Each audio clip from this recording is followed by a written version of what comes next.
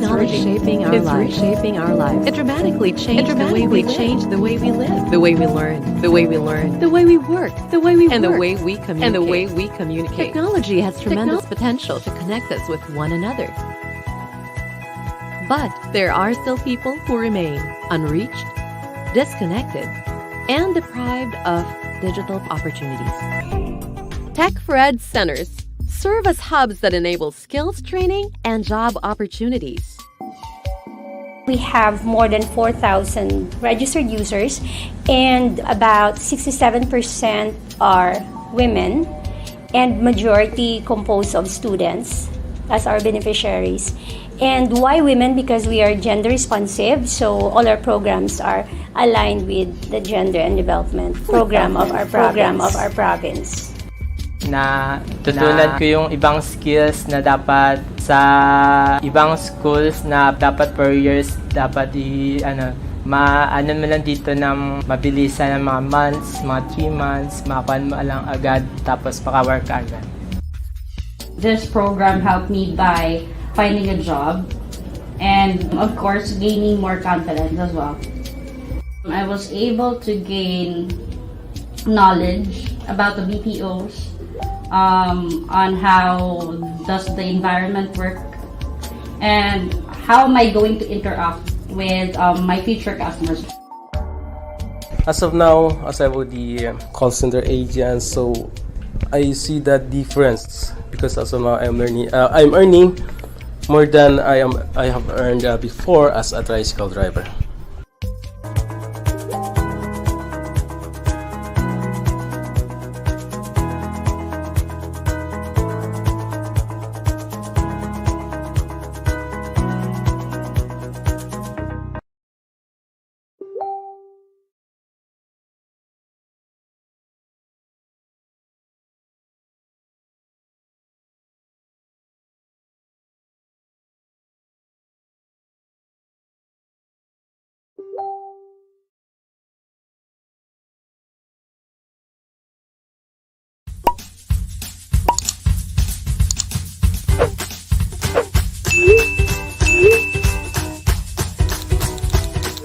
Talaga?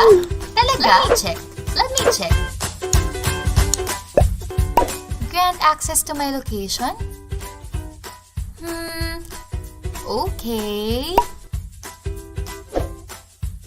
Pati email address?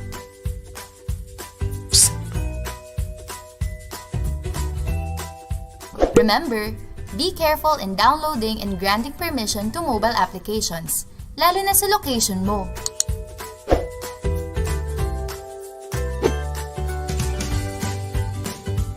Isang paalala mula sa National Privacy Commission.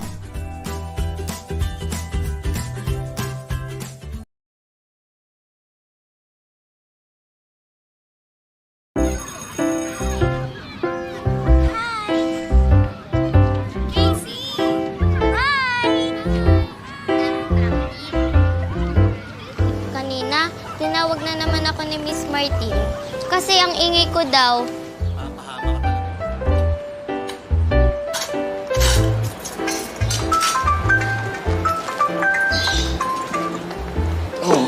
Guys, ang hirap naman ng fraction homework ko. Tingnan, madali lang yan.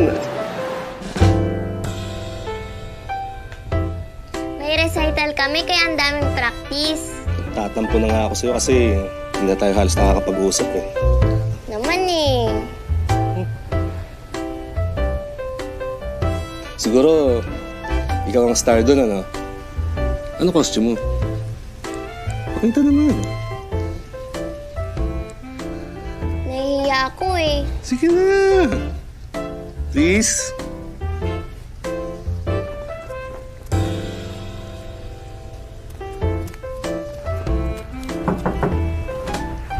Look, dinner's ready. Sige po, Dad. Susunod na po ako. Okay.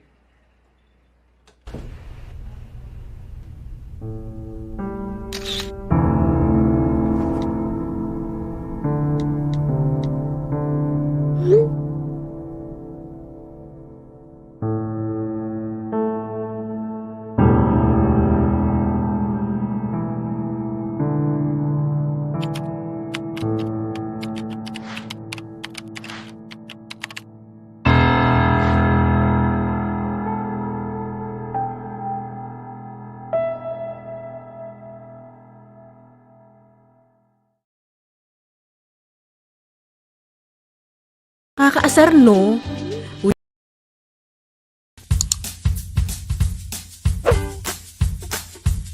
Hay! Anong oras na? Di pa rin ako tapos. Break nga muna. Uy! May Shotstagram pala si Crush. Pakagawa nga ng account para ma-follow siya.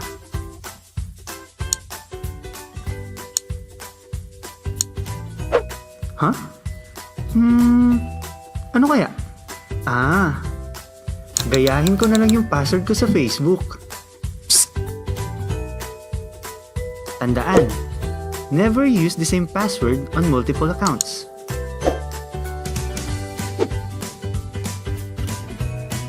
Isang paalala mula sa National Privacy Commission.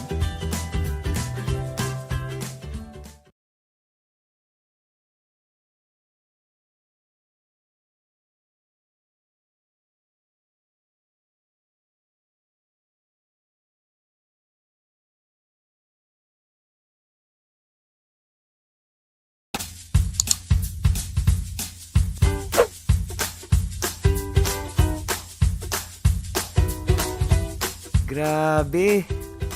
Pagod na naman sa trabaho. Ha? Uy! Ngayon nga pala yun. Nasaan na cellphone ko? Ito. Flaming Thrones? Latest episode.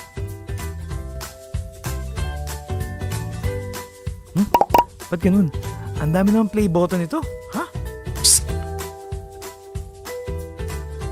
Tandaan, beware of sites that could lead you to malware.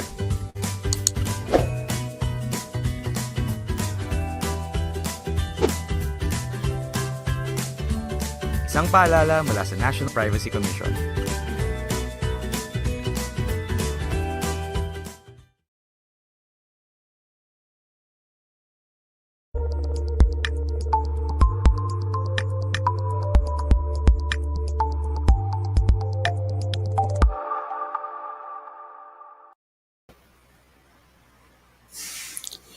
Welcome to NOLITC Tech4ED Webinar. Have you ever heard of man in the middle or phishing? How about phishing? Do you know what it is? These are just some of the most common and yet poorly understood cybersecurity threats. Our learning session for today is about Cybersecurity Part 1, this October 20th, 2021, streaming live over YouTube and Facebook. We are immensely happy that you took time off your busy schedules to join us today. My name is Red Lorene and I am serving as your host. NOLITC Webinars is another pioneering project of NOLITC Tech4ED Center that aims to provide relevant and ICT-enabled services and content to unserved and underserved communities. The Learning Center is one of the priority programs of Governor Eugenio C. Lacson under his 7-point priority agenda, Avance Negrense. NOLITC also offers various scholarships for our free online training, TESDA certified courses, and other special programs through the Negros Occidental Training for Work Scholarship Program with support of the Provincial Gender and Development Focal Point System. You may post your greetings in the comment section. Tell us your name and where you are joining us from. We would love to know. Please share the link to your friends, colleagues, and peers, and altogether, let us learn. Before we start with this afternoon session, let us pause for a moment for a prayer to be followed by the singing of the Philippine National Anthem and the Negros Hymn.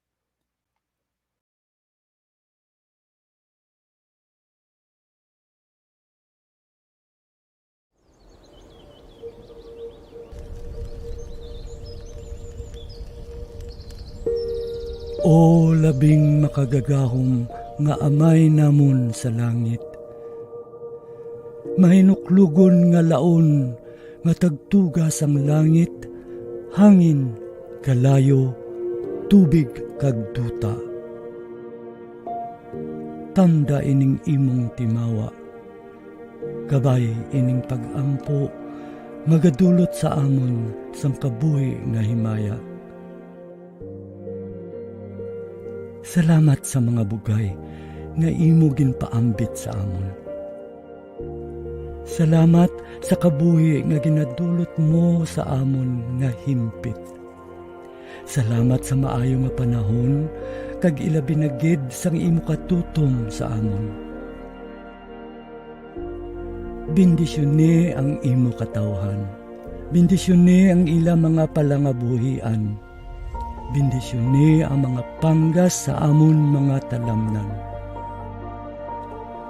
Bendisyone ang ilang nga paglugayawan sa iban nga kapungsuran. Kabay makalabot sila nga walay sablag sa ila pagapadulungan. Kag ilabi na gid, bendisyone ining isla sang Negros nga amon natawhan.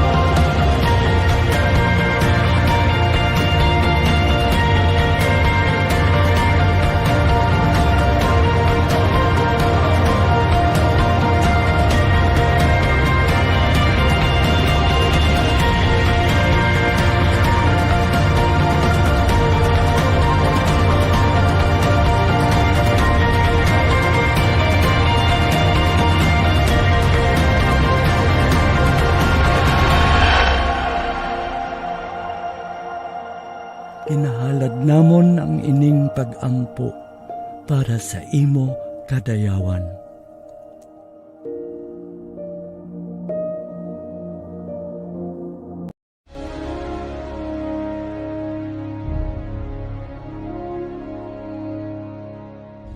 Bayang magiliw kay sa silanganan, alam ng puso sa dibdib mo'y buhay.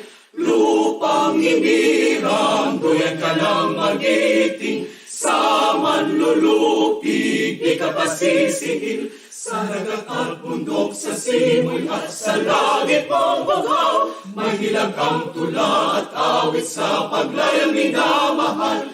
Ang kisap ng watawat mo'y tagumpay na nagdinigdig, ang bituin at araw niyang kailan pa may magdidilim. Lupa ng araw ng walhagit pansinta, buhay ay langit sa piling mo.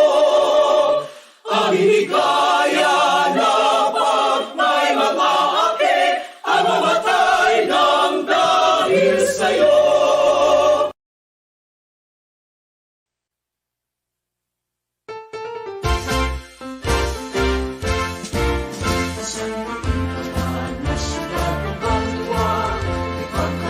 Sa kita kapamilya, pag-uligay, pag-igay, pag-ibog, madapat mag-ari sa ating na probinsya. Magotod na Negrosano, isa katawungan, mapinalang tao, sa bunga tangguhan na isakripiso, sa kauswagan, sa sikatao.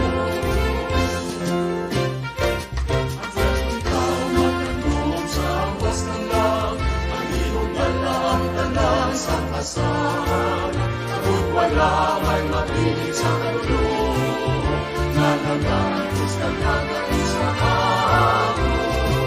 Ang matuod na Negrosano, isa katawungan, mapilalang tao, sa una tampuhan na isa't nagiso, sa kauswagan, sa sikatao. Ang matuod na Negrosano, sa katawungan, mapigalang tao, sa punat ang buwan na isakripisyo, pagbulikan.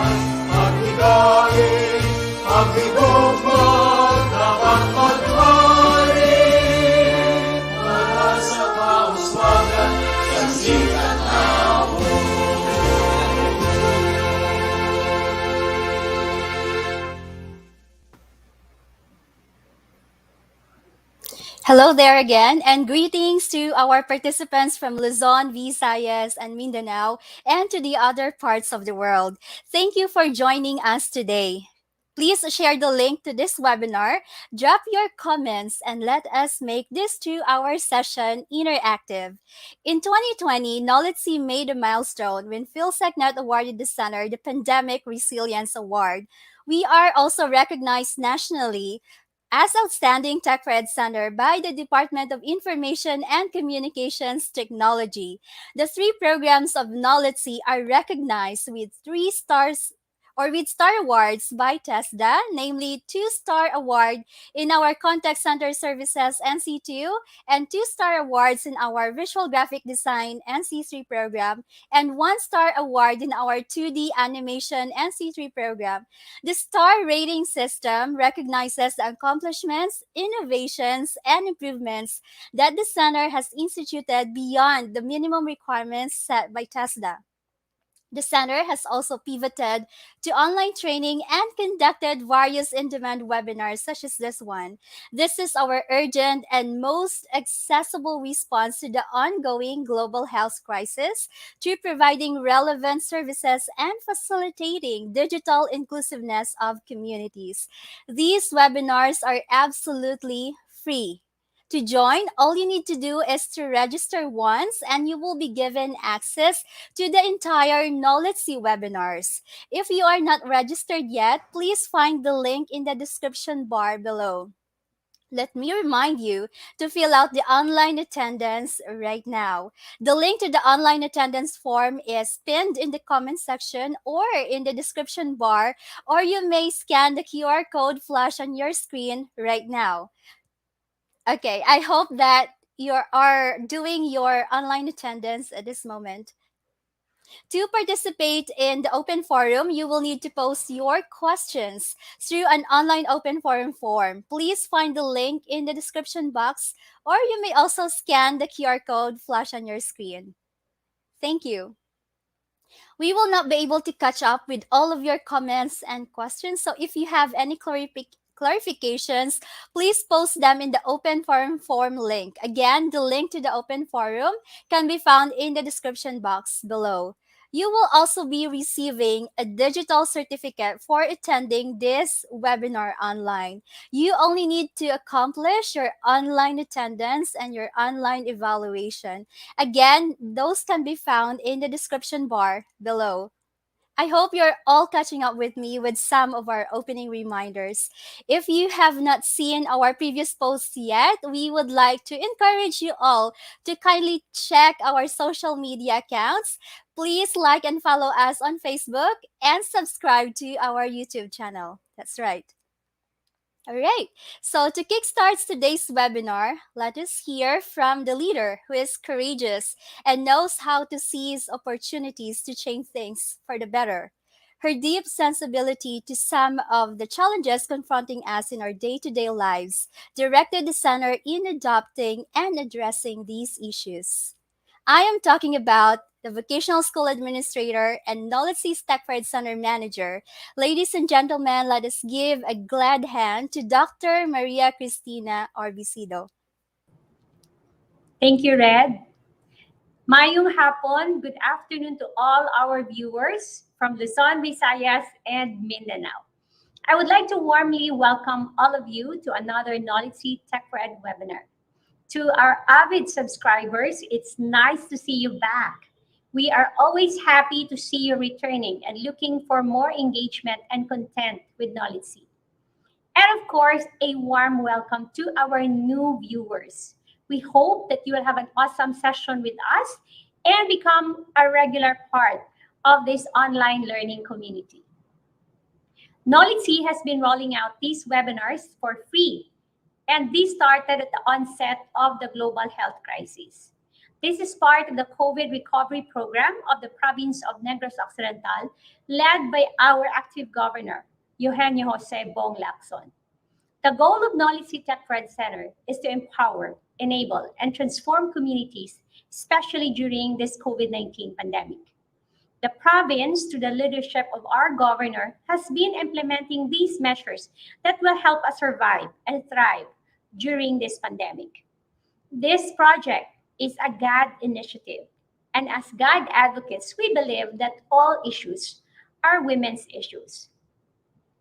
As we continue to combat the pandemic, we also continue to learn some valuable lessons. One salient lesson is on technology. The world has long been going digital. Now, we need to be more friends with technology. Before the pandemic, our standard operating procedure is to buy at the grocery store, try our shoes first before buying, have our doctors check our BP face to face, and see a movie at the theater. However, the COVID-19 has disrupted our normalcy. We now buy things online, we buy our wardrobe online, and we do other services online. The tech boom wasn't just video calls or streaming. We have weddings, services, telemedicine, etc. And this will continue to exist after COVID. So what's for us now with this advancement in technology? Today you will learn about cybersecurity. This is very interesting. Now that technology is our best friend, we need to know the do's and don'ts for us to be safe in the internet society. You are now on the right track. You will have an expert speaker who will walk you through the do's and don'ts of cybersecurity and how to be safe online.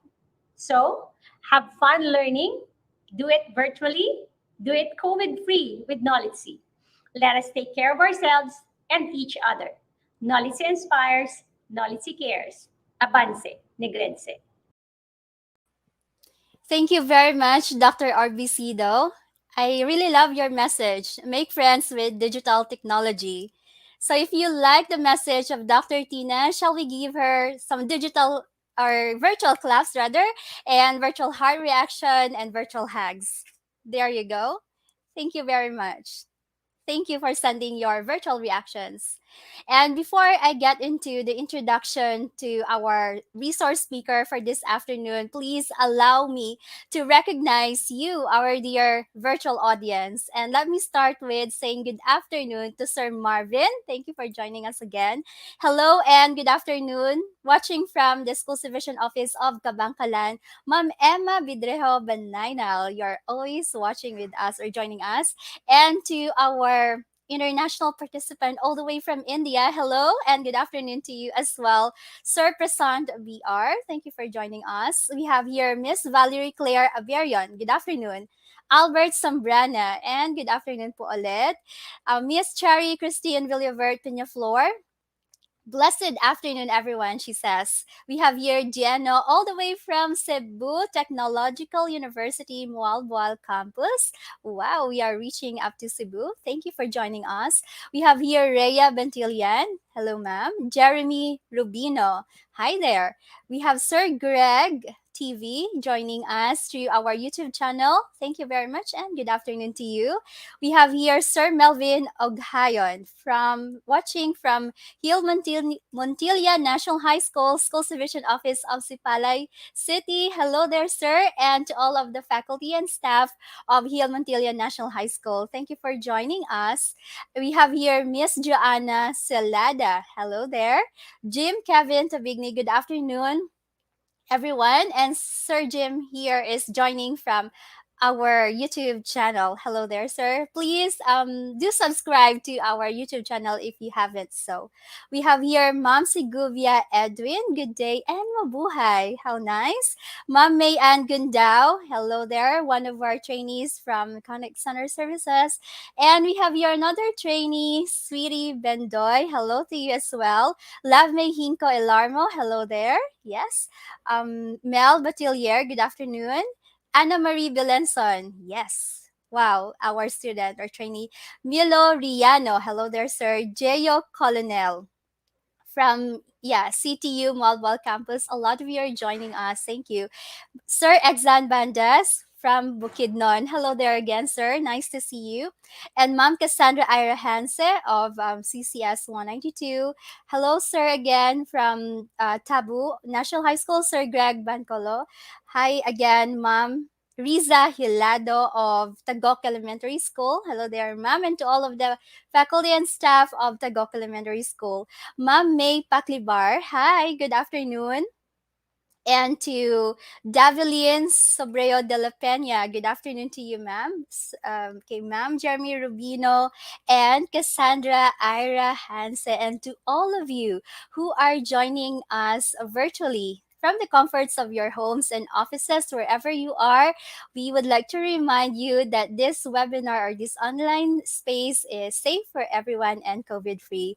Please continue to watch and join us until the end of this afternoon session. I know you are so excited to hear and to learn more about cybersecurity. So let me begin introducing our resource speaker. According to Statista Research, 73% of Filipinos are active or are using the internet. Another survey conducted by FICO shows that 56% of Filipinos prefer to use digital channels for banking. Of this, it also shows that our cybersecurity implementation is very limited. To help us gain more insights about cybersecurity, we will have a speaker who knows how to put this into practice. He is a PhilNets passer, or the Philippine National IT Standards Foundation Incorporated, formerly known as the Japanese IT Standards Exams of the Philippines Foundation Incorporated. He is very adept. He is the very adept IT expert of NOLITC, a very reliable colleague, and described by his trainees as always pleasant because he is always smiling. Ladies and gentlemen, please let us have to our virtual stage our resource speaker, Mr. Jan Philip Bautista. Hi, Hello, sir. Miss Red. Yes, Miss Red. Good afternoon. So, good afternoon to all the viewers who are viewing this webinar. Absolutely, Sir Philip. Yes, Miss. We are so glad to have you again and discuss about cybersecurity. But can you give us a Yes, little Miss. bit of like an idea what to expect in this webinar? For the topic of this webinar, mostly most of the informations about this webinar is more on protecting your data, the different types of attacks that we may experience in the digital age, and how to stop those attacks probably on the part 2 of our cybersecurity webinar. Right, right. Yes, So Miss. digital space is another or the new space Yes. that we are commonly going through around every day of our lives. So it is just so important to know how to protect ourselves. So, Yes. sir, we want to listen more, and we will now give you the virtual space. Thank you, Miss Led. So, first, let me share my screen so that all of us could see my presentation. All right. So, good afternoon again, everyone, and thank you for attending this webinar entitled Cybersecurity. This will be the first part of a two-part series of this webinar. So, to formally start, we will know what is a cybersecurity. So we are in this digital age and we are experiencing this pandemic. So most of us spend our time online. So we spend more time on the internet, we spend more time on social media, on the different platforms that is available on the internet. So we spend more time probably watching Netflix, watching movies, and we spend also more time on our business transactions using the internet. So we have this business bank transactions. We have GCash, or in the Philippines, we are using those platforms in terms of transfer money transfer, or probably on our basic necessity like loads, payment bills. So most of the time, we are exposing, or we are in danger of having our data being captured by the ones who are by hackers, by those who have different intentions when it comes to our personal data. So first question is, what is cybersecurity? So cybersecurity is the practice of defending computer servers, computers, servers, mobile devices, electronic systems, networks, and data from malicious attacks. So it is also known as information technology security, or what we call electronic information security. So the term applies in a variety of contexts. So from business to mobile computing, and it could be divided into a few common categories. So in short, cybersecurity will be the will be the one who will defend you in terms of attacks or malicious attacks towards your data, whether it's computer, whether it's mobile devices. So if you could take a look, most of this equipments, or most of this, it is said that all of them are connected to the internet, so they are prone to malicious attacks. So cybersecurity, it is the thing that keeps those attacks. It keeps on protecting you from those kind of attacks. So it could be divided into a few common category. So first, we have what we call the network security. So it's the practice of securing a computer network from intruders, whether targeted attackers or opportunistic malwares. So this applies on organizations, in government offices, or in call center companies, or organizations or companies that have network infrastructure. So we have what we call the network security. Even the most common, like for example, we have a computer shop or internet shop or a computer that is connected to a network. So it is the safe practice of securing a computer network from intruders or attackers. That's what we call network security. So we have here the next one, what we call the application security. It focuses on keeping software and devices free of threats. A compromised application could provide access to the data it's designed to protect. So a successful security begins in the design stage, well before a program or device is deployed. So you could see here, a compromised application could provide access to the data it's designed to protect. So if an application or if a software is compromised and then it's designed to protect, it might as well provide access to breach those data, or probably attackers could breach those data, or attackers could gather those data and informations from you. So we are going to proceed with the next one. It's what we call information security. So it protects the integrity and privacy of data, both in storage and in transit. So that's information security. So we have also here what we call operational security. So it includes the process and decisions for handling and protecting data assets, the permission users have when accessing a network, and procedures that determine how and where data may be stored or shared, all fall under this umbrella. So for this operational security, it all boils down to the process and decisions when it comes to storing, securing all the data in an organization or company. So procedures may be applied. So there are many procedures when it comes to handling data or securing the data. That's what operational security is all about.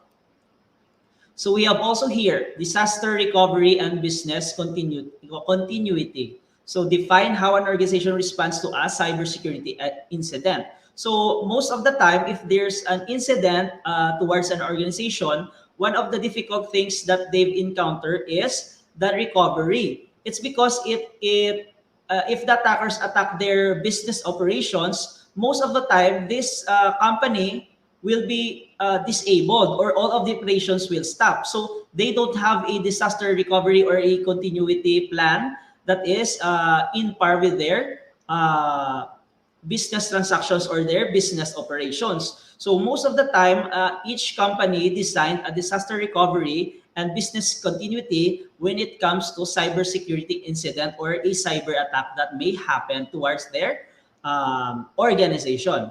So it's simply how the organization restores its operation and information to return to the same operating capacity as before. For example, if your server is being attacked and all of your data is breached or probably lost or probably stolen, so most of your operations on your business would be compromised. So what is your disaster recovery or your business continuity plan? So it is advisable or it is required to have a disaster recovery when it comes to cybersecurity, or when it comes if there's an attack that may happen to you. So we have also here the end user education. So it addresses the most unpredictable cybersecurity factor. So people, it's the most unpredictable cybersecurity factor, which is the person or the people in the organization itself. So anyone can accidentally introduce a virus to an otherwise secure system by falling into the by failing to follow good security practices. For example, if you are an employee of an organization and you bring an external hard drive to your company and you've inserted your external hard drive or your flash drive towards a computer that is safe, and your devices or your storage devices that you've inserted in a computer is infected with a virus. So that means you fail to follow the good security practices of the organization. So you compromise your organization by bringing an infected storage device towards the computer, which is safe to use. So that's an end user education or an unpredictable cybersecurity factor. So by also not by plugging unidentified USB drives or other various actions that may lead to a problem when it comes to cybersecurity. So here we have the scale of cybersecurity threats. This scale is global. It's a global security threat. So it continues to evolve at a rapid pace with a rising number of data breaches each year. So a report by Risk-Based Security revealed that a shocking 7.9 billion records had been exposed by data breaches in the first 9 months of 2019 alone. So this figure is more than doubled compared to 2018. So if you could just imagine that 7.9 billion records had been exposed, whether it's names or in the government, on the CIA or in the Pentagon. So those important informations or confidential informations may be exposed. So that's one of the problems in terms of the global cyber threat that it's happening today. So I think this 2021, it's more than doubled from the previous year. So most of the cybersecurity personnel or cybersecurity expert double down also their efforts to mitigate or probably create a security application in which it will lessen the data breaches. So with the scale of the cybersecurity threat set to continue to rise, so the International Data Corporation predicts that worldwide spending on cybersecurity solution will reach a massive of 133.1 billion by 2022. So if you could imagine a government organization or a company will spend this much to provide you with a secure platform in terms of your network or in terms of protecting your data.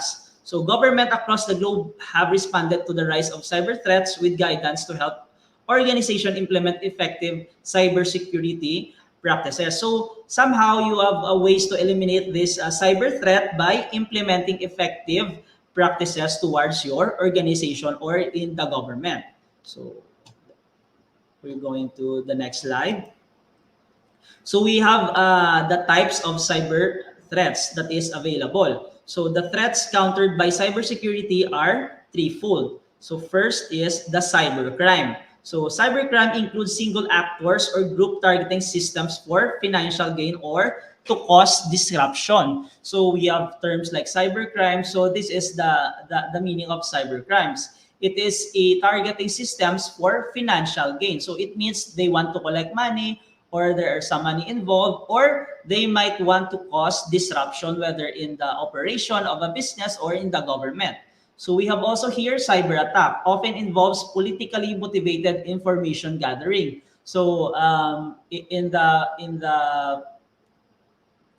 the digital age, we have experienced these cyber attacks in terms of in the politics. So we have what we call cyber attack. So we have the third one. It's cyber terrorism. It is intended to undermine electronic systems to cause panic or fear.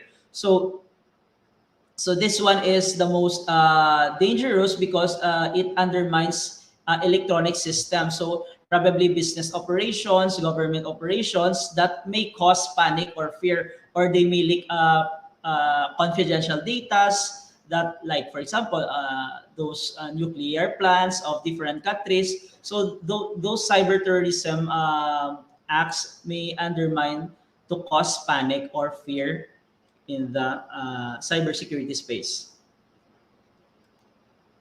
So we have here, how do malicious actors gain control of a computer system? And here are some common methods used to threaten cybersecurity. So we have what we call malware. So this one is the most common because most of the time we've experienced this one, or it may be present as of today to our computers or to our electronic devices or to our systems. So malware means malicious software. So one of the most common cyber threats, malware, is a software that a cyber criminal or a hacker has created to disrupt or damage a legitimate user's computer, often spread via an unsolicited email attachment or legitimate looking download. So malware may be used by cyber criminals to make money or in politically motivated cyber attacks. So this malicious software has been created to make money or to gain money, or probably a politically motivated cyber attack. So here are some examples of malware. So which the first one considered namely as virus. So it's a self-replicating program that attaches itself to clean file and spreads throughout the computer system.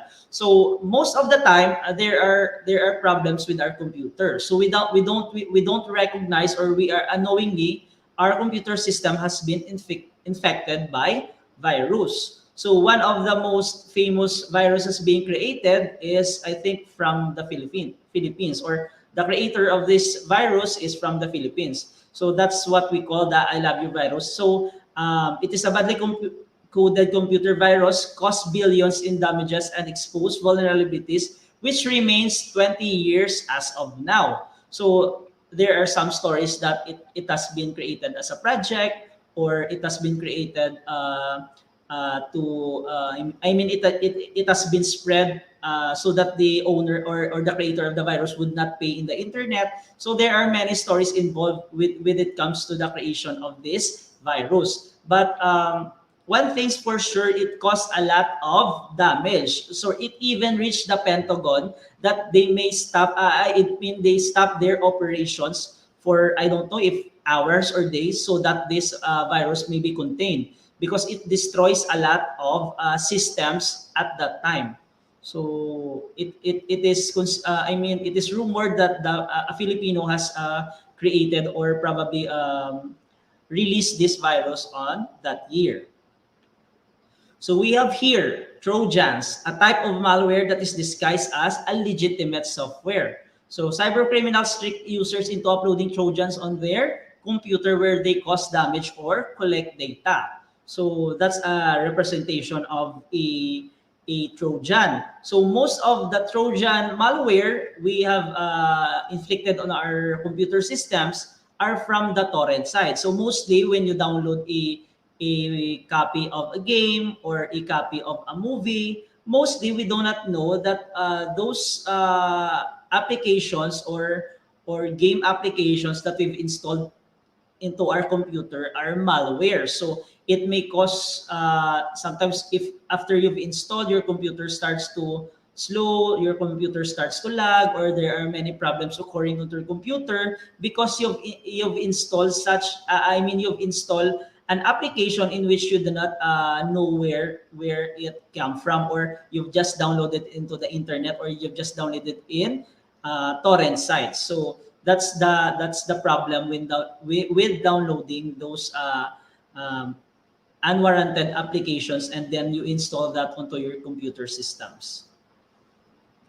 So we have here also spyware, a program that secretly records what a user does so that cybercriminals can make use of this information. For example, spyware could capture credit card details. So what I think keyloggers are considered to be a spyware, because keyloggers, this is a type of malware that is being installed to you to monitor the passwords that you've entered. Probably so if you log into your Facebook, you will enter your username, you will enter your password. So if your computer has a keylogger, cyber criminals can extract that information. For example, they will extract your username, they will extract your password, they will extract your credit card number, or those sensitive information that may cause damage. So it is a keylogger would fall into a spyware.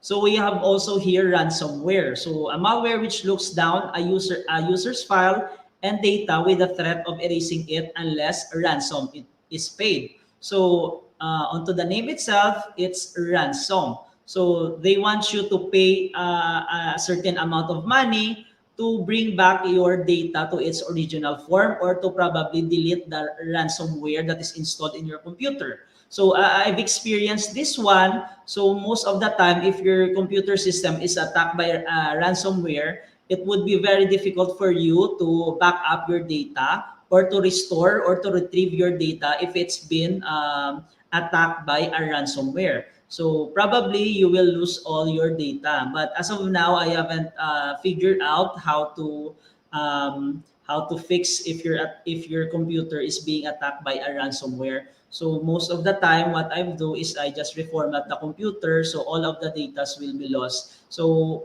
that's the importance of having a backup of your files in your system. So we are going to the next slide.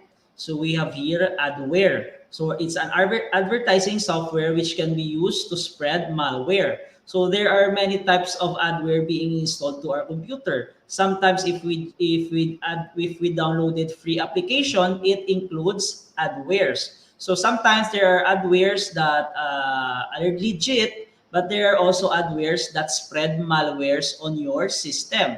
So be careful with installing applications that you are not familiar with, or think before you click, or if you download something, make sure it's legit. So that's the tips that I'm going to, that's a tip in order to secure your system or secure your devices towards this kind of attacks. So we have also here what we call botnet. So network of malware-infected computers which cyber criminals use to perform tasks online without the user's permission.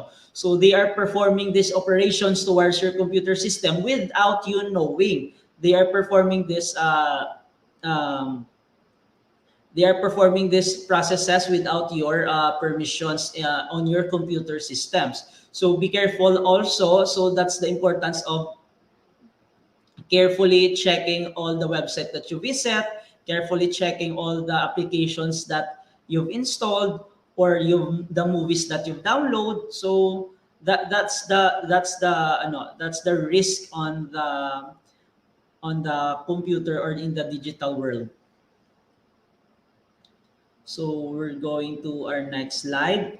So we have here SQL injection. So an SQL injection, or the standard language query injection, is a type of cyber attack used to take control of and steal data from a database. Cybercriminal exploits vulnerabilities in a data-driven application to insert malicious codes into a database. So this kind of attack is present in larger organizations where there are servers, there are database, or there are systems that is being stored to their servers. So mostly, if all of their business applications or all of their business processes are within an application system, or they have these applications that stores data in their database, so probably an SQL injection type of attack could occur. So they will extract all of the informations in the database and use that informations probably to gain money or or to to distribute those datas or to sell those datas. So those kinds of attack are very difficult to difficult to stop. So mostly you need to have a secure network system to eliminate or at least protect your data from those type of SQL injection attack. So we have here phishing, what we call phishing. So it's not the phishing that we are familiar with. So it's what do you call this? So phishing. Okay, so we have this meme that if you give man a fish and you'll feed him for a day. So teach a man how to fish and you'll likely go to jail, because this is one of the most common attacks that we've encountered. It's what we call phishing. So they pretend probably they pretend to collect sensible information from you and use those information to also to extract money. So there are phishing emails that you could receive. So there are phishing emails also that you could receive, in which it will release multiple malwares onto your systems and make your computer systems go disable, or it could probably result to data loss. So we have also here what we call man-in-the-middle attack. So it is a type of cyber threat where a cyber criminal intercepts communication between two individuals in order to steal data. For example, of an unsecure Wi-Fi network, an attacker could intercept data data being passed from the victim's device and the network. So this will help us understand more about man-in-the-middle attack. So for example, you have this type of what do you call that? Representation. We have a user and we have a web application. That's the original connection of, that's the original network connection. So we have here created a new connection, or what we call the man in the middle. So he is the perpetrator of this kind of attack. So from the user, it will go to the man in the middle and then go back to the web application. It means that all of your data that is being input towards the web application is being intercepted by the man in the middle, or the perpetrator. So if you are connected to a Wi-Fi and then you browse the internet, so if there's a man in the middle there, and then you transact your business in the on the Wi-Fi, so probably all of your credit card number or all of your personal information or your sensitive information could be gathered by the perpetrator, or the man, or what we call the man in the middle. So be careful always when you are connecting to the internet, or you are connecting onto an untrusted network or an untrusted Wi-Fi. So because there might be instance that a attack like this could happen, that a perpetrator will pretend that a perpetrator will enter the network that you are connecting and steal those sensitive information and data towards you. So always be careful in connecting to an untrusted network. So we have here what are the latest cyber threats that individuals and organizations need to guard against. So here are some of the most recent cyber threats in the UK, US, and Australian governments have reported on. So we have what we call the DRIDEX malware. So in December 2019, the US Department of Justice charged the leader of an organized cyber criminal group for their part in global DRIDEX malware attack. So this malicious campaign affected the public government, infrastructure, and business worldwide. So if you could imagine a malware that could affect the government. So it will probably hamper the operation of the government if it is being attacked by a malware. So we have problems towards this on our government also. Recently, we have experienced these types of attack on our government. So it defaces websites, it defaces government websites that, like for example, DFA. So some attackers deface those websites that.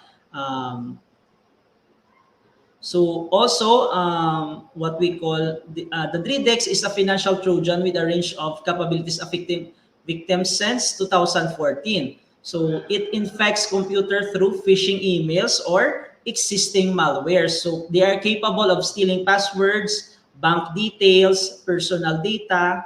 So they could be used in fraudulent transactions, and it has caused massive financial losses amounting to hundreds of millions. So in response to that, the UK National Security Cybersecurity Center advises the public to ensure their devices are patched and antivirus is turned on and up to date and files are being backed up. So it could also be applied to us. So we make sure to we make sure that our devices are patched or updated. So we make sure that our antivirus is being turned on towards our computer, towards our cell phones, and all of our data and files are being backed up. So make sure to turn on or to save your data somewhere else that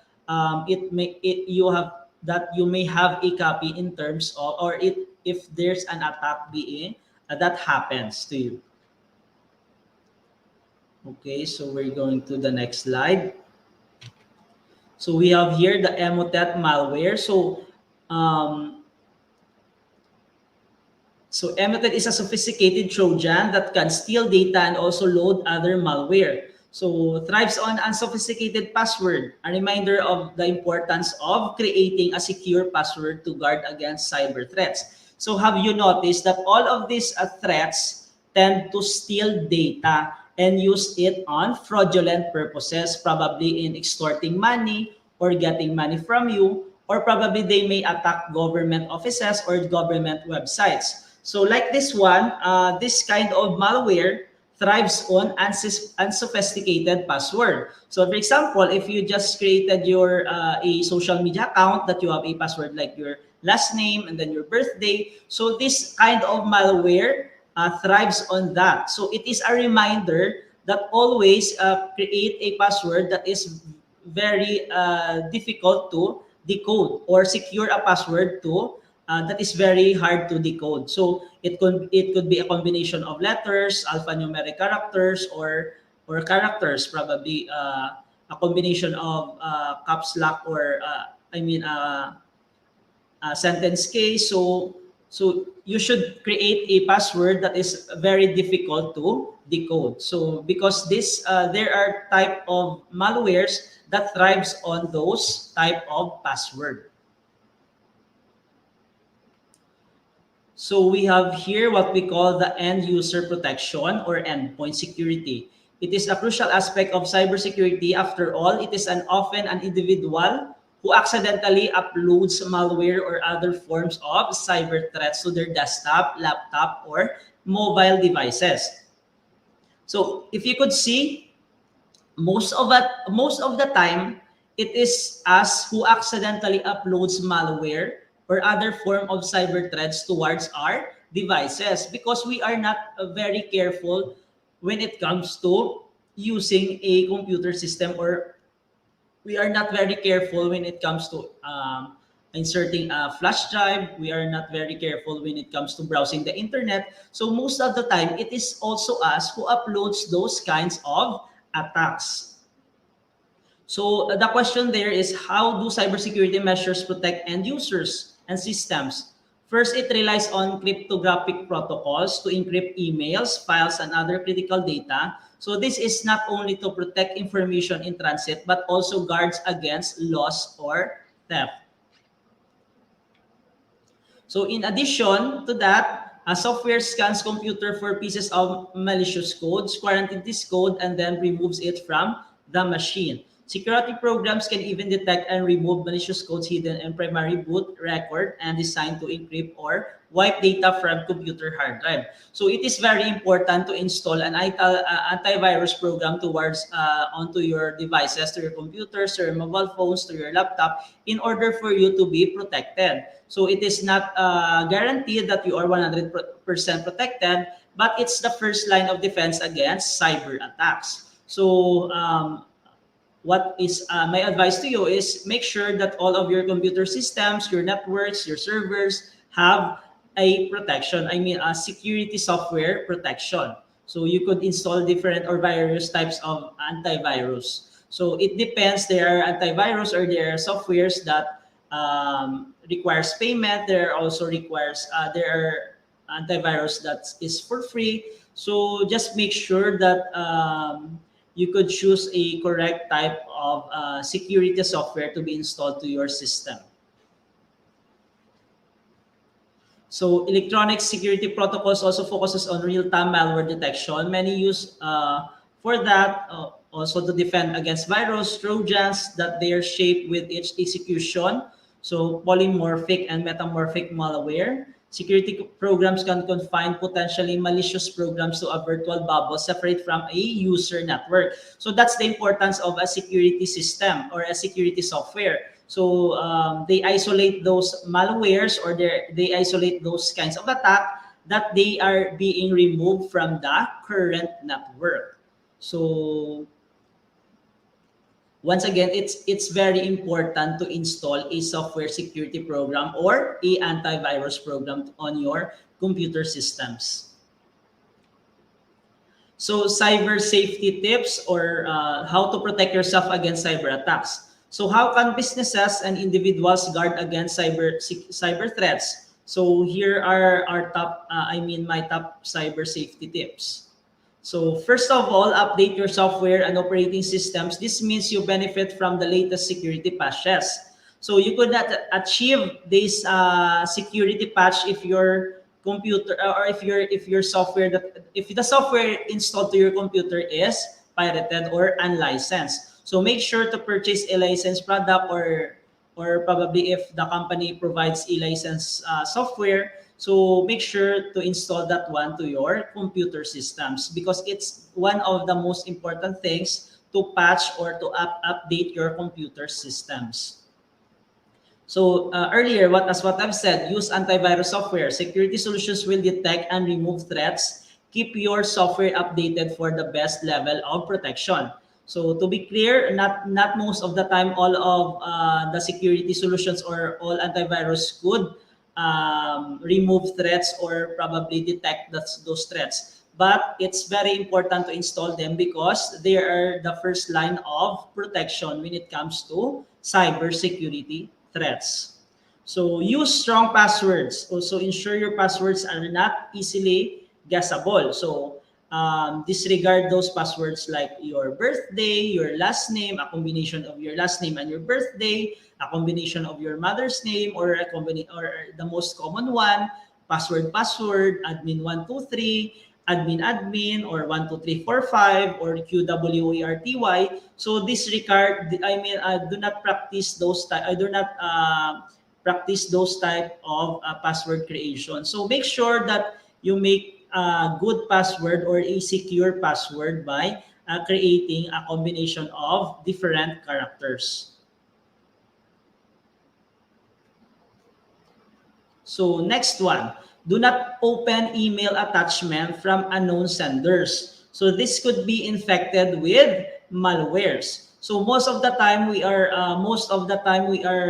doing this email. We are doing this type of communication like the emails, the text, the video conference. So most of the time we are familiar with emails. So if you open your email and there's a what do you call that?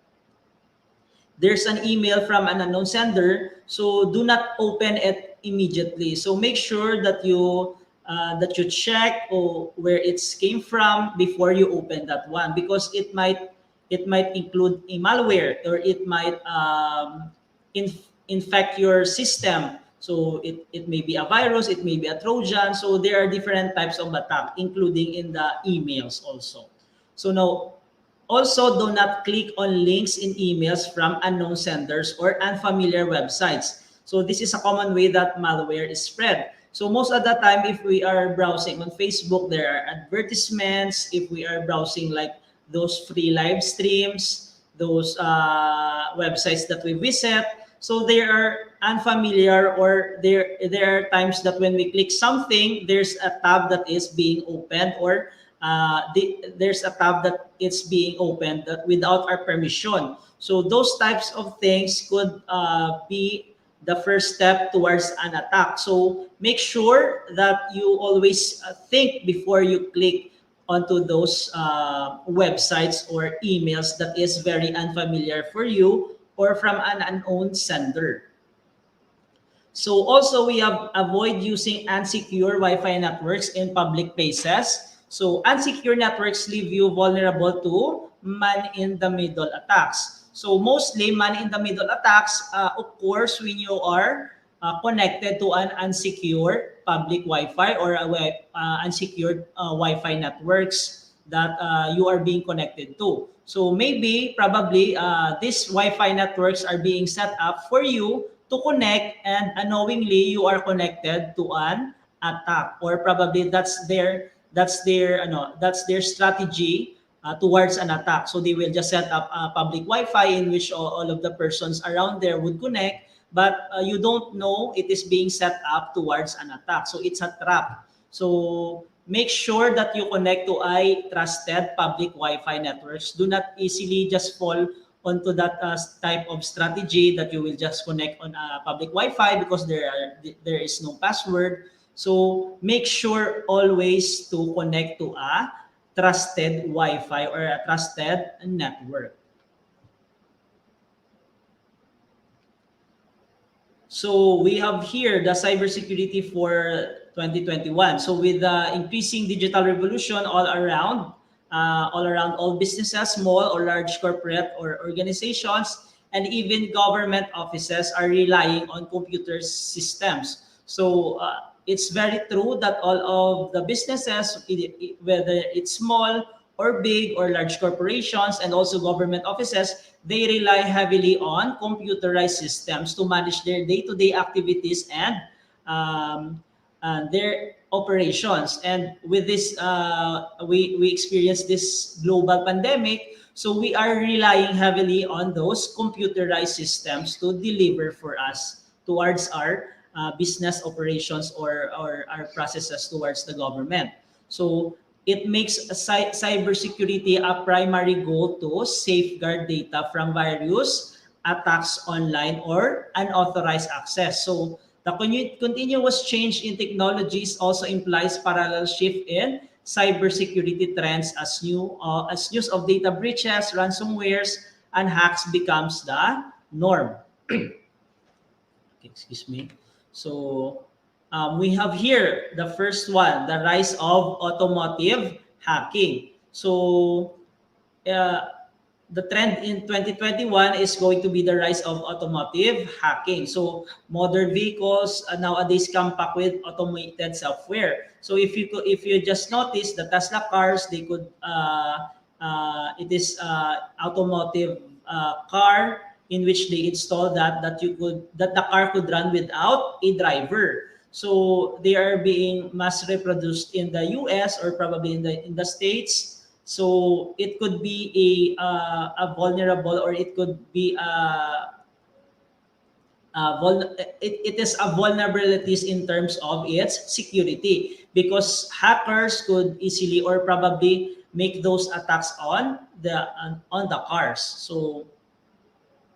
So we have here that the automotive software creating seamless connectivity for drivers in cruise control and engine timing.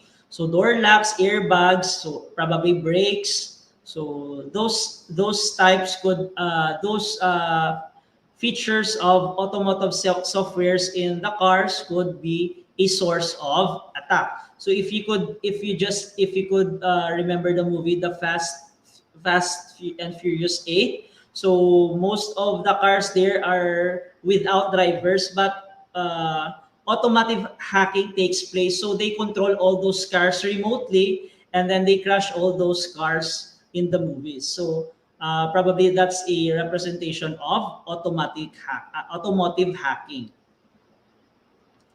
So that's it. So we have here, mobile is the new target. So cybersecurity trends provides a considerable increase, 50% for mobile banking malwares or attacks in 2009, making our handheld devices a potential prospect for hackers. All our photos, financial transactions, emails, messages poses more threats to individuals. Smartphones, virus, or malwares may capture the attention of cybersecurity trends in 2021. So if you could read there that all of our financial transactions or mobile banking so could possibly it will go down, it will go up, or those types of attack will go up because of this global pandemic. So we opt to transact our businesses on our cell phones. We transact our bank transactions on our cell phones. So this will increase the attacks on our mobile phones because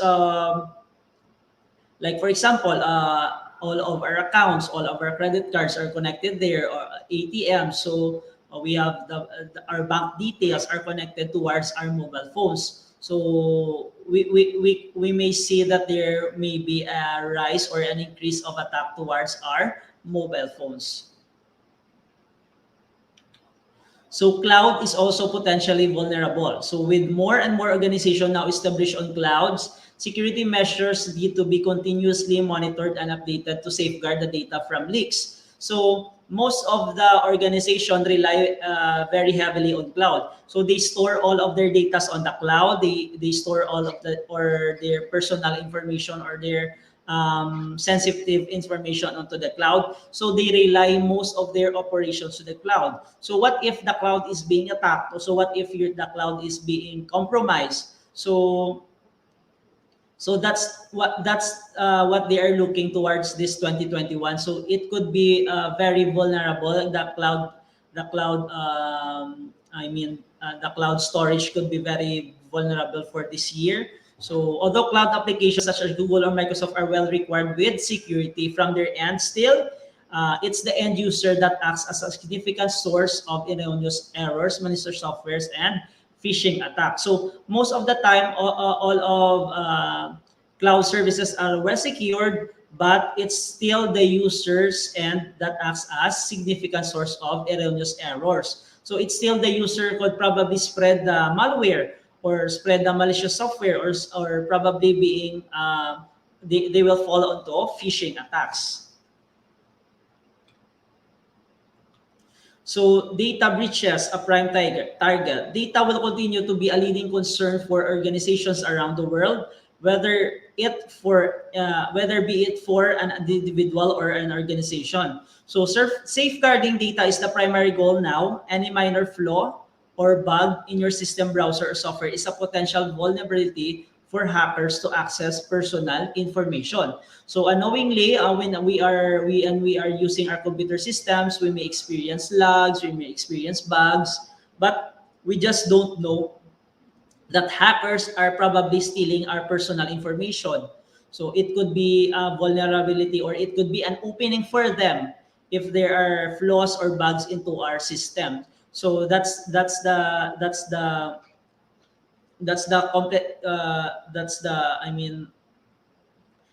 prime target of the attackers if there are flaws onto your systems. So as what I've said earlier, make sure that you update your system, you've installed antiviruses to probably protect your personal information or your data. So we have here targeted ransomware. So a significant trend in cybersecurity is that we can seem to ignore is the targeted ransomware. So when we say targeted, they have a target to release this attack. So especially in the developed nations, industry rely heavily on specific software to run their daily activities. So if a industry or a nation they rely heavily on this kind of software, so targeted ransomware may occur. So they are focused on this type of specific software towards an industry or a company. So they just target this type of software, and then they release the ransomware. So they will extract money, or they will extort money to those organizations. So as an example, the National Health Service Hospital in England, Scotland, corrupted more than 70,000 medical devices. So although generally ransomware are asked to threaten to publish victims' data unless a ransom is paid, still it can affect the large organization, or in case of nations too. So if you have a specific software, if you have a software specifically designed for medical devices, so how could those medical devices operate if you are being attacked by a ransomware? So if you could just imagine, if you go to hospital and all of their medical devices are not functioning because they are being attacked by a malicious software, or they are being attacked by hackers. So it will hamper their operations, or it will stop their operations and make those devices useless. So we have here a state-sponsored cyber warfare. So there won't be any stoppage between the Western and the Eastern power in an attempt to find superiority. So the tension between the US or Iran or Chinese hackers often creates worldwide news, though the attackers are few. So they have significant impact on an event such as election. So the election is brewing up. So this state-sponsored cyber warfare may occur, or may affect the results of the election. So with more than 70 elections bound to be held this year, so criminal activities during this time will surge. So expect high-profile data breaches, political and industrial secrets to top cybersecurity trends for 2021. So this state-sponsored cyber warfare is also very dangerous towards other countries, because it divides different nations, or it divides powerful nations. So if you could just imagine, a state-sponsored cyber warfare could do towards elections, towards other what do you call that, significant events in the countries. So that's a state-sponsored cyber warfare. So I think that's it for my PowerPoint presentation. So I'm going to go back to Miss Sally for the question and answer portion. So once again, thank you for attending this webinar. So we are going to resume our part 2 on the next schedule. So we are ready for the open forum, Miss Sally. Miss Red. Thank you very much, Sir Philip, for kindly sharing with us your ideas about cybersecurity. And we love it that you also shared with us the tips on how to stay protected. So thank you so much for sharing those tips again. Now we have now come to our open forum segment, and we will be throwing you questions coming from our virtual audience. So are you ready? Yes, Miss. Okay, so let's get started. Here is our first question. Okay, so how to protect email messages or emails in general?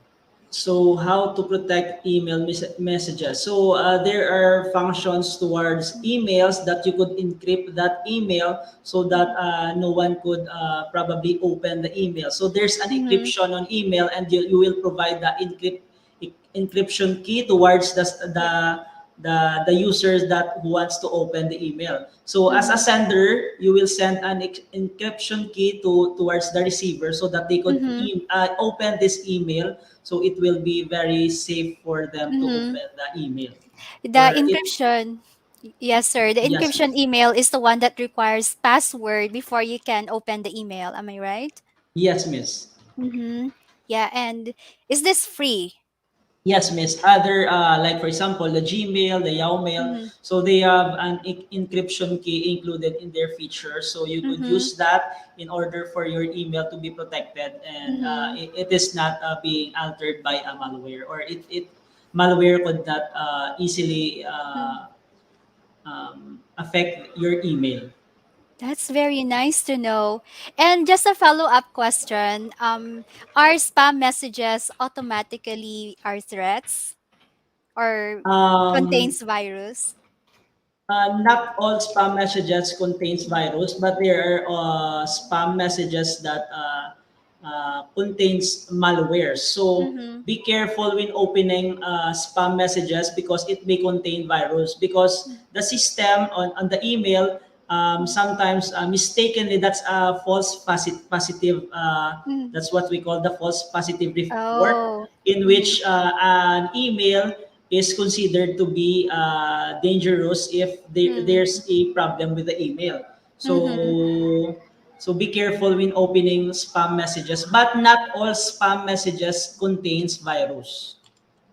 Okay. So if there is a false positive in the COVID test, there is also false Yes, tag miss. in the Yes, email. miss. Okay.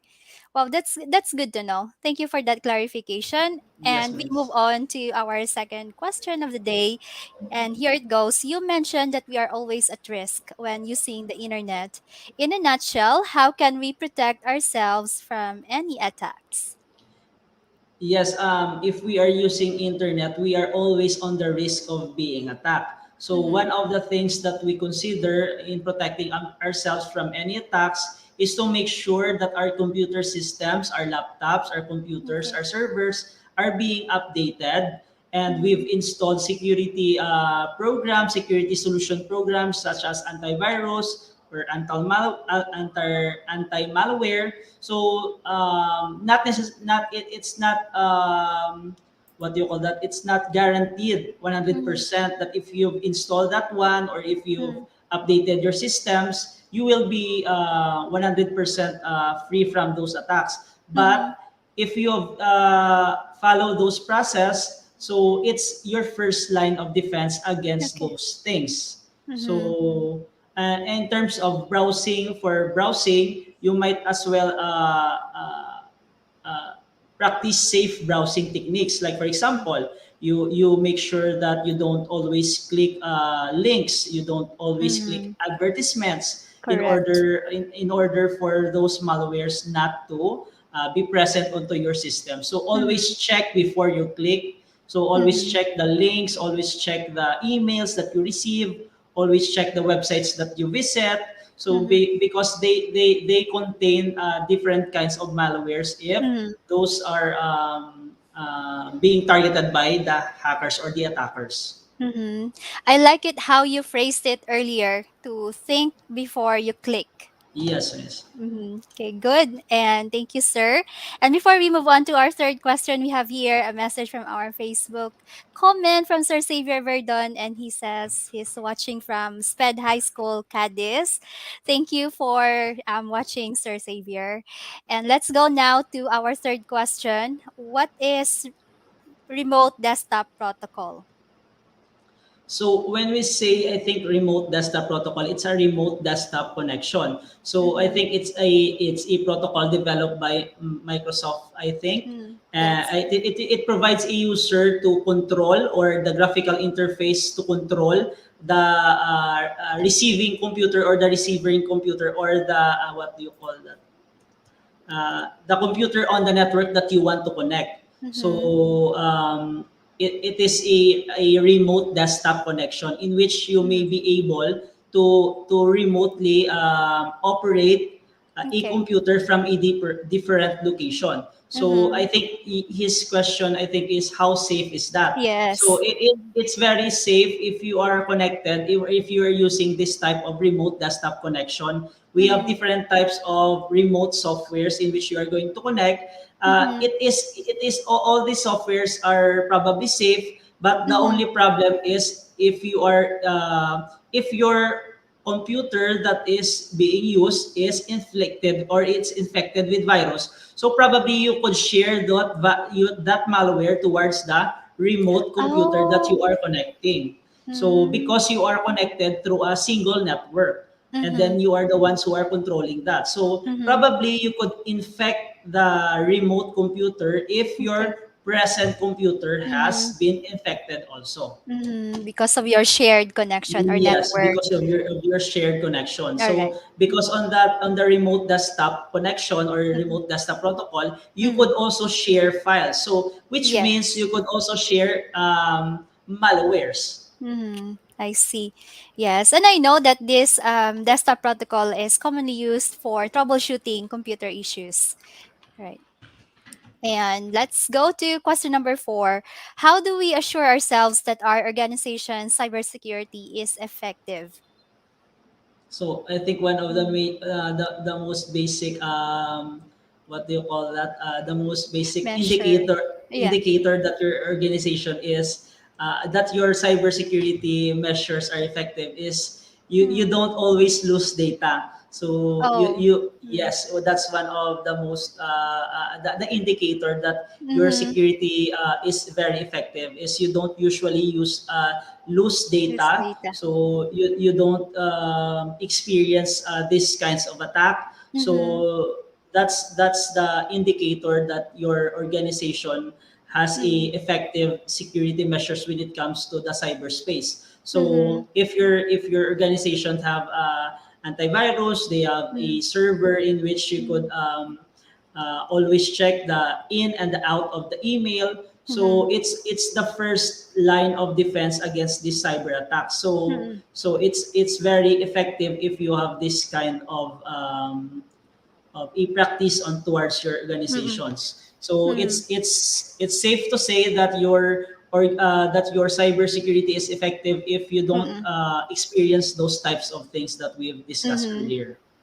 Correct. Because data is considered as the digital gold.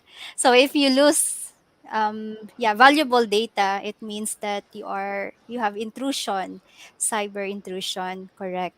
Thank you, Sir Philip. And let's move on to question number 5. Is there any way to recover files that was subjected to attack? So it depends on what attack happens. So for example, like if the attack is a ransomware, so probably it will be very difficult for you to recover those files unless you will pay the attacker. So Uh-huh. that's the importance of having a backup. Mm-hmm. So always make sure to back up your important data or your important files to in your computer. But when we say any ways to recover the files that was subject to attack, it would be very difficult for you to recover. It requires experts on that. So it may recover or it may not recover. It depends on the expert that can recover that type of files that you want to recover. Mm-hmm. So, but for my In short. experience, it would be very difficult to recover the files. Yes, yes, correct. That's why we need to do defensive actions before Yes. it will actually take place. Thank you for that answer. And shall we also ask our audience now who are watching? Can you comment in the comment section if you have experienced any cyber security threats? Could you let us know what cyber security threat have you experienced?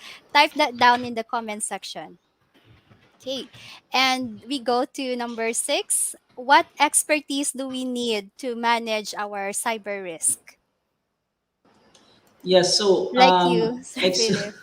so for the expertise that you need to manage your cyber risk is first to identify what types of risk or what types of attack are present. So to mitigate those types of attack or to mitigate those types of threats, so you need to research on how to repel those types of Correct. risk. But for Correct. the expertise, so there are trainings, there are seminars, or there are like for this, there are webinars in which you could learn to manage those types of risk towards your organization. So there are trainings also, so you might as well check that out to Mhm. ano I mean to add knowledge towards Correct. cybersecurity.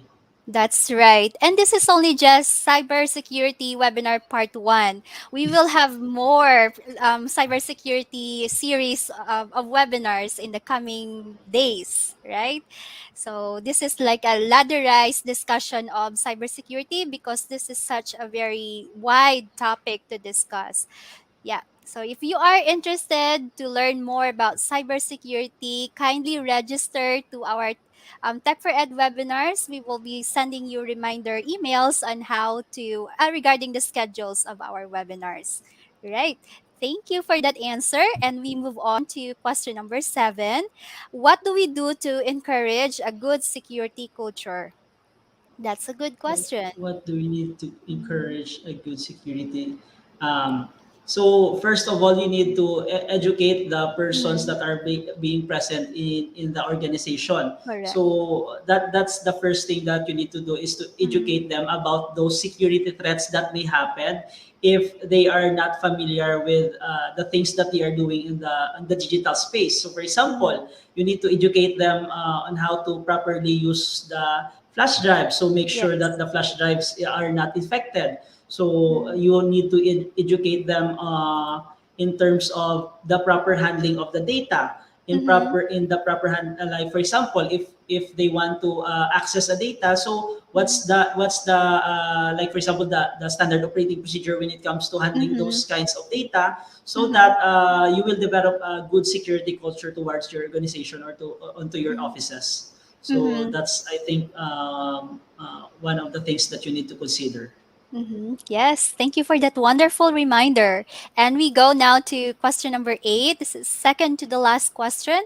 How we can retrieve our email if we forget the password and there is no way any recovery support like phone number. This question is coming from Melrose Batelier. Thank you for that question. Okay, so I've always experienced that type of problem if Mm-mm. we are conducting this the digital literacy training.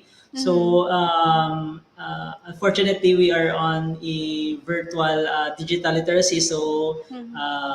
we haven't experienced that anymore. Yeah. So when it comes to retrieving your email, if you forgot the password, one of the Mhm. things that it requires is probably the phone number. Right. So if you forgot the phone number, Mhm. there are I think different ways to recover Mhm. that. Like for example, the security questions. So if you have filled in the security questions, like there are security questions in your email, like what is the name of your father, what is the name of your pet. So there are security questions. You could try that method if you could Mhm. recover your email. But That's right. if you haven't set that one up, it would be Mhm. very difficult to you for you to recover your email if you forgot your password and then Mhm. you don't know the phone number and then you haven't Right. set up the security questions. So I Mhm. think it would be very impossible to recover your email Yes. if you don't have like those datas that being required to Mhm. recover an email. Yeah, we experience that a lot. Nowadays, password vault is quite common. So is that safe to use? Password, what do you call that, miss? Password keeper or like a vault where you can keep all of your passwords. As far as I know, it is not safe to keep your Mm-hmm. password or to write your password. So the most Yeah. safest thing is to memorize that one because there Oh, might be persons that who are also mhm. using your computers who are the Yeah. computers are being shared by different persons. So if Mm-hmm. you are storing or probably you are writing your computer, it would be very vulnerable also for Mm-mm. attackers to get Mm-hmm. those types of information because if you write your That's password right. to a paper, so probably if you throw that paper and you don't know where it is now, so Mm-hmm. probably there are persons that could open those data or Yeah. it will come Re- to persons that may have interest in opening your Mm-hmm. Facebook, for Mm-hmm. example. So it's very unsafe to do that. So the Mhm. safest way is to memorize your password. Just keep it in your Yes, memory. ma'am. Oh, thank you, Sir Philip, for that clarification and reminder to everyone. So do not write and do not keep your passwords in an app or in your computers. Okay, and go now to our last question of the day. And how do we stay up to date with the cyber threat? So how do we stay up to date So we, with the cyber threats? So one thing that I'm doing when it comes to staying up to date with the cyber threat is to always research for a new threat that could occur towards a system. So we've experienced different types of threats. So the most common as of now are phishing Mhm. or man-in-the-middle attacks. So Yeah. malwares, trojans, viruses, but they come on different forms. They evolve. Mhm. So probably they you know that it is a phishing email, so they could probably revise their types of attack, but it's Mhm. still phishing. So Yeah. but with the different types of attack. So always be wary of the things that you click on the Mhm. internet. So Correct. and then be very familiar with those types of attack by research, by Yes. updating, by searching on the internet on Mhm. different types of cyber attacks, Mhm. how to keep your personal or your data more secured. So Mhm. that's the thing that you need to do, I Mhm. guess. Correct, Sir Philip. And in relation to our question earlier, we have here a comment from Sir Michael Franz Durano, who is watching us from YouTube. And he says, yes, we experience it, especially ang ransomware. Lahat ng mga files ko sa PC na lock at nag-iba yung mga icons ng mga files ko and nag-iba ang extension. Yeah. Yes, miss. We've experienced that one also, sir, Michael France. So Mhm. if you could notice that the file extension of your the file Mhm. extensions of your files have been changed to different ones. You could not Mm-mm. open that type of file unless you will Mhm. pay those attackers. So unfortunately, as for that, we Mhm. cannot do anything about that. So Mhm. we just reformat the computer, and we Oh. realize that it is important to back up always. Correct. That's true. And Sir Michael is one of the faculty of Carlos Silado Memorial State College. Thank you so Yes. much, Sir Michael. And we move on to question number 10. We still have two more, Sir Philip. Okay, and question 10 says, how do we defend ourselves against phishing attacks? Good question here. Yes. For that, first thing that you're going to do is to educate your staffs, probably employees, or for example, if Mm-hmm. you're a teacher, educate your students. Mm-hmm. So on those phishing types of scenarios, so there are Mm-hmm. different types of phishing attacks. Mm-hmm. So also you need to keep all your systems current Mm-hmm. and with the latest updates, security patches. So the next thing that you could probably do is to install antivirus solutions, antivirus softwares. Mm-hmm. So there are different types of methods on how to protect yourselves or defend yourselves from Mm-hmm. phishing attacks. So you could Correct. probably set up a web filter, Mm-hmm. or you could block malicious websites. So first thing Right. is you need to identify those malicious websites like Mm-hmm. torrents websites, or download sites. So those are the sites that very vulnerable when it comes to malware or phishing Mm-hmm. attacks. So you could try to deploy or you could try to block those kinds of sites Mm-hmm. so that you will protect your system or your computers from Yes. phishing attacks. Yes, yes. Because at first, those phishing attacks look so sincere. That's why people tend to bite it, right? Yes, miss. And earlier, you also mentioned that 2021 is the year of automated cyber attacks. So, because of that, we really have to do some proactive actions in order to protect our digital space. Yep. Yes, miss. And now we go to the last question. Question 11. What authentication methods do we need to control access to our data? Yes, that's one of the security features also that you need to consider the authentication methods or the authentication types. So Yes. we have what we call I think the password-based authentication. So that's the most common, the password-based authentication. So you need to input your password so to authenticate that you are a credible user or you are a user of the system. So just always make sure that your password is a combination of letters, numbers, or special characters to protect yourself, or you need to create a strong password and a combination of all possible characters that you need to do. So we have also what we call the multi-factor authentication. As what I remembered, multi-factor authentication is that it's a authentication in which it combines both. So if you could see other authentication, multi authentication like CAPTCHA. So we have that. After you've encoded your password, it requires a CAPTCHA. Though you need to click that if you are not a robot. So just if you will click what you call traffic lights, so you will identify traffic lights. So it will it will authenticate that you are not a artificial intelligence. So that's the importance of multi-factor authentication. So we have also what we call the biometric authentication, maybe with eyes, maybe with your biometric, with your thumb, thumb mark. So that's also one of a authentication that you may integrate with your access method or into your system. So there are also speech recognition. So Facial recognition. facial recognition and speech recognition or voice recognition. So those are the authentication methods that you need to learn or you could integrate to your system to protect your data or your information. Correct. And there are social media platforms that has the dual authentication system or the multi authentication system. Make sure that you turn that on. Yes, miss. Thank you. Glad to hear all of your clarifications and answers to our questions, Sir Philip. And before we end this segment, do you have any last message or parting message to our audience? So once again, thank you for attending this webinar entitled Cybersecurity Part 1. So we will have our Part 2.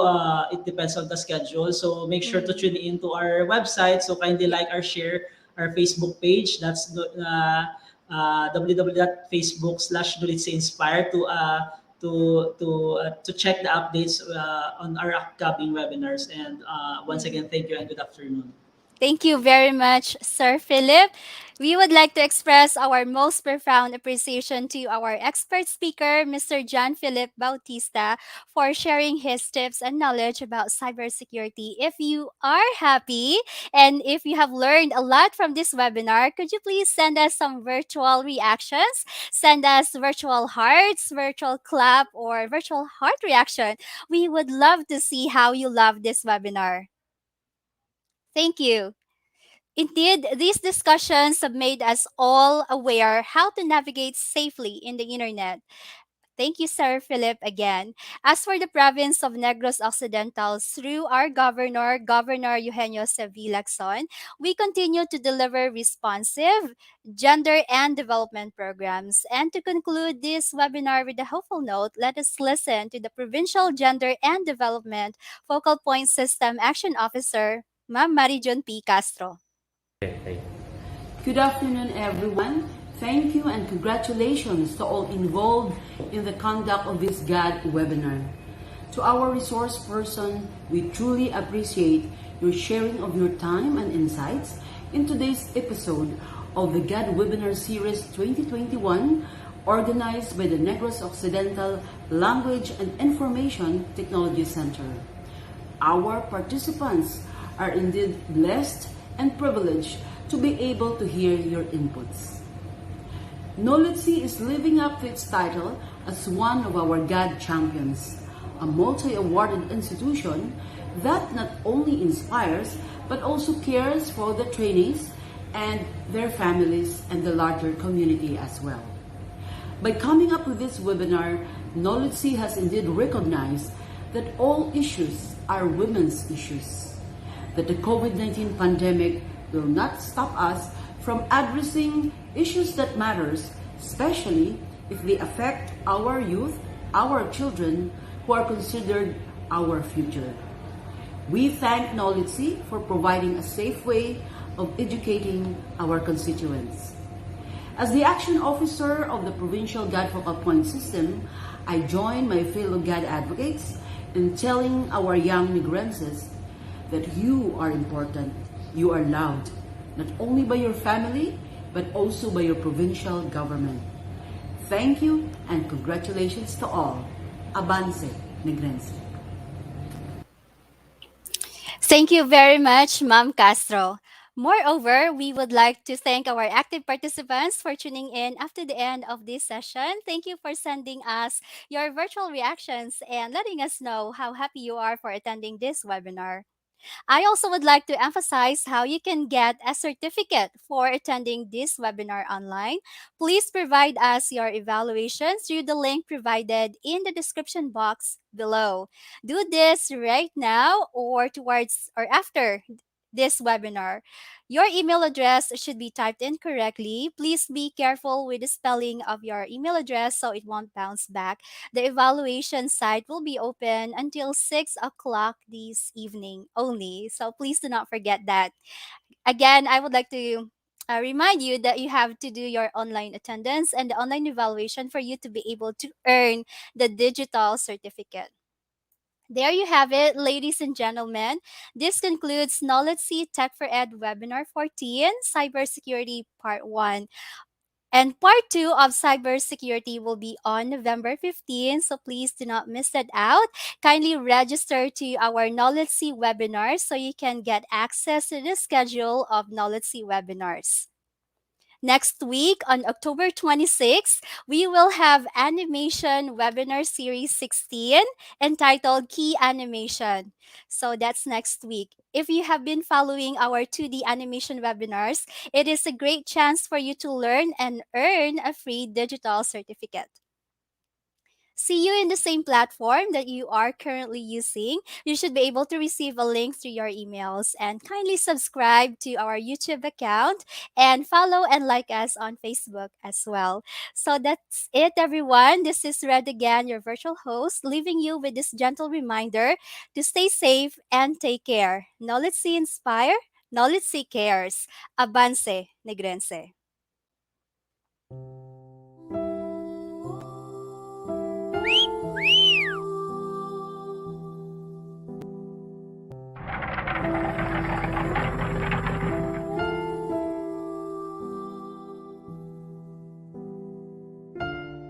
Ha